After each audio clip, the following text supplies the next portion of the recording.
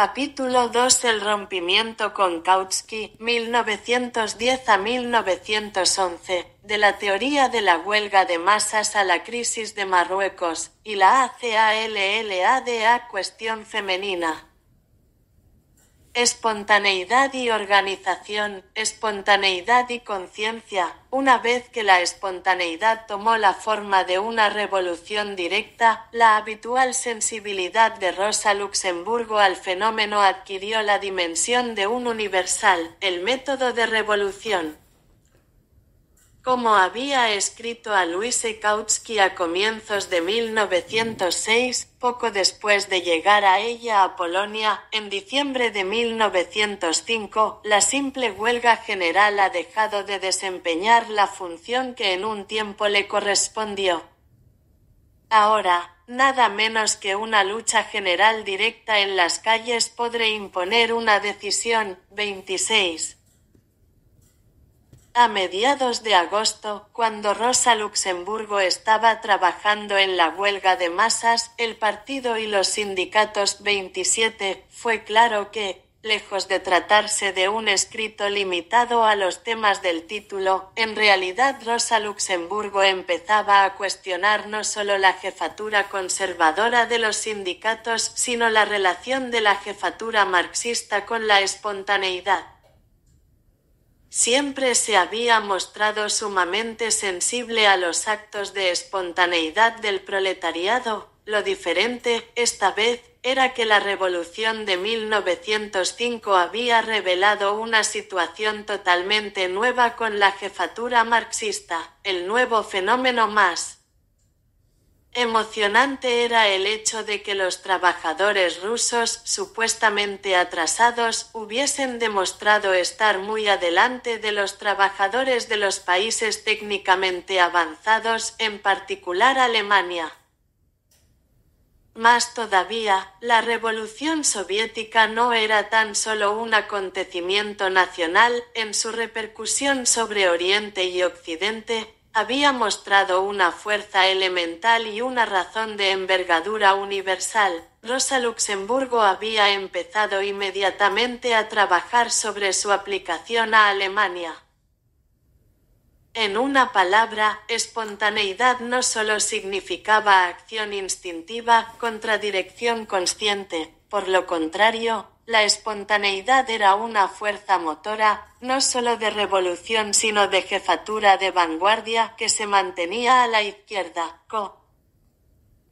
Como lo expresó Rosa Luxemburgo en su escrito, el elemento de espontaneidad, como hemos visto, desempeña una gran parte en todas las huelgas de las masas rusas, sin excepción, ya sea como fuerza motora, ya como influencia moderadora. En suma, en las huelgas de masas de Rusia, el elemento de espontaneidad desempeña un papel predominante.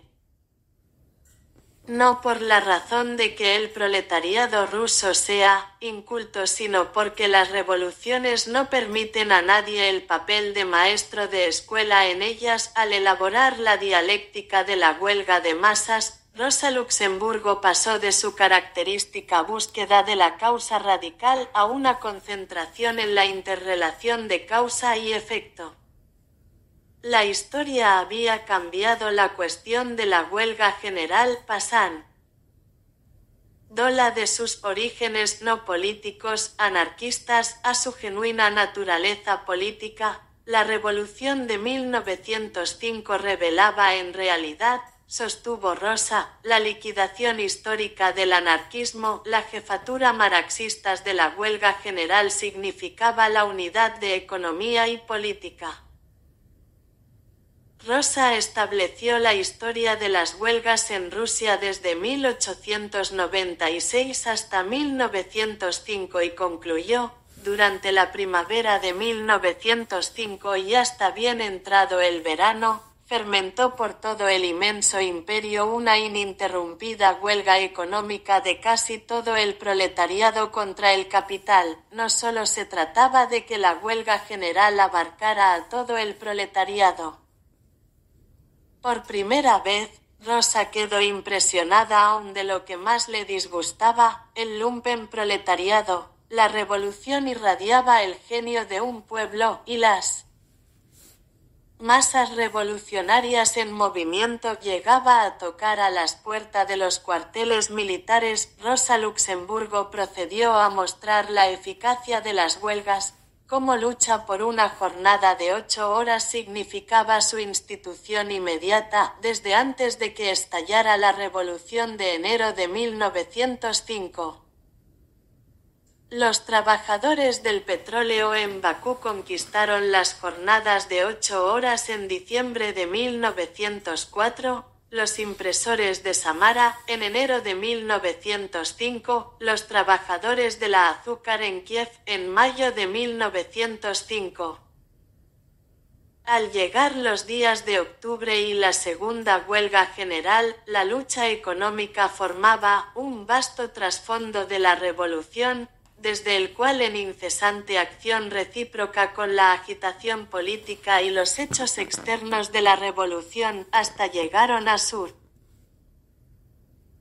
aquí y allá explosiones aisladas y ahora grandes acciones generales del proletariado. Naturalmente, se señaló la cuestión de las rebeliones de soldados en Kroesenstadt, Libau, Vladivostok, para mostrar la envergadura y profundidad de la revolución. Al cabo de una semana, la jornada de 8 horas prevalecía en cada fábrica y taller de San Petersburgo, una vez reconocido que esta era la esencia de la que Rosa Luxemburgo consideraba como el genio de la revolución. Entonces es claro que, con sus históricos ejemplos específicos de cómo muchas huelgas de masas, la duración que tuvieron y cómo se transformaron de huelga económica en huelga política general, conduciendo, a su vez, a un levantamiento popular general, ella estaba desarrollando, en realidad, una estrategia de la revolución. Más aún, estaba creándola no solo sobre la base de Rusia, país atrasado, sino también con la mirada fija en la tecnológicamente avanzada Alemania. Claramente, ya no solo era cuestión de experiencia y mucho menos de experiencia nacional, sino un fenómeno universal tan poco separado de cualesquiera frontera nacionales que eliminaba la diferencia entre nacional e internacional, así como la diferencia entre teoría y práctica. Al elaborar en detalle la huelga de masas en octubre, noviembre y diciembre, Rosa Luxemburgo no solo subrayó cómo los trabajadores se arrojaron con celo a las oleadas de la libertad política, sino que hizo hincapié en el hecho de que el desarrollo intelectual del proletariado era ilimitable, lo más precioso, por duradero, de esta rápida pleamar y bajamar de las olas es su sedimento mental, el desarrollo intelectual y cultural del proletariado. Cuando Rosa Luxemburgo llegó al asunto de la organización de las reuniones políticas diarias de la formación de clubes, se enfrentó a la cuestión del sindicalismo como algo que la nueva fuerza de los obreros inmediatamente había tomado en sus manos, es que consideraba no solo a los trabajadores organizados, sino también a los que no estaban organizados. Dicho de otra manera, Rosa Luxemburgo se encontraba contra la jefatura sindicalista no solo porque ésta era conservadora, sino porque solo se preocupaba por los obreros organizados, mientras que, como lo mostró ella, los trabajadores no organizados eran igualmente importantes y revolucionarios.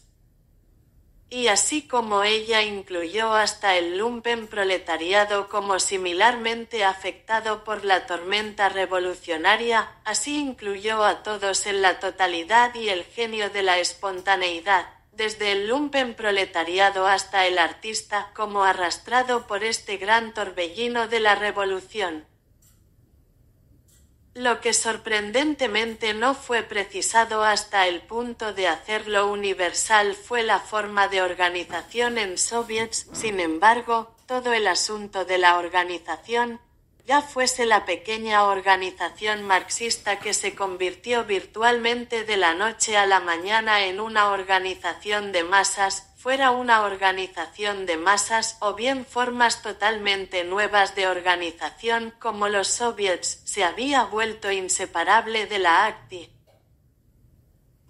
de las masas. Desde 1906 hasta el rompimiento con Kautsky, 1910 a 1911, Rosa Luxemburgo siguió señalando la huelga general, la interrelación de la obra económica y política que formaba un vasto trasfondo de la revolución.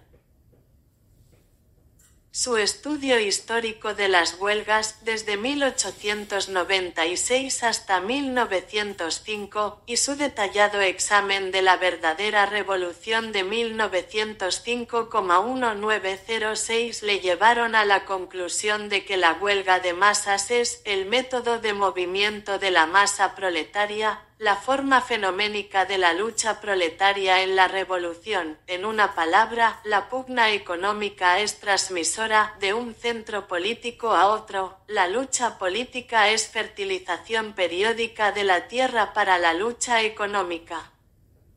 Aquí causa y efecto continuamente cambian de lugares. Por último, los recientes acontecimientos de Rusia nos muestran que la huelga de masas es inseparable de la revolución.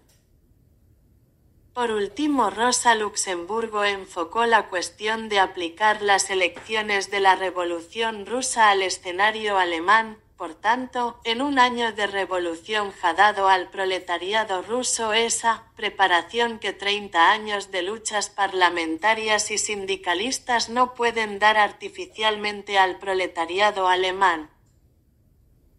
Sin duda, Rosa Luxemburgo no sabía entonces 1906 que su climático fin, que las masas serán el coro activo y los dirigentes solo las partes que hablan, los intérpretes de la voluntad de masas, estaba realmente preparando el terreno no solo para las habituales pugnas de ellas con los dirigentes sindicalistas, sino para una lucha con la establecida jefatura de la socialdemocracia alemana, es decir, marxista, pero, en realidad, esto fue lo que ocurrió en 1910. Y, como en aquel concreto periodo y lugar será donde mejor veamos las ramificaciones de su tesis sobre la huelga general de 1906, así como su aguda sensibilidad al tufo del oportunismo en los más altos niveles del marxismo ortodoxo, será necesario ahondar más en el año de 1910.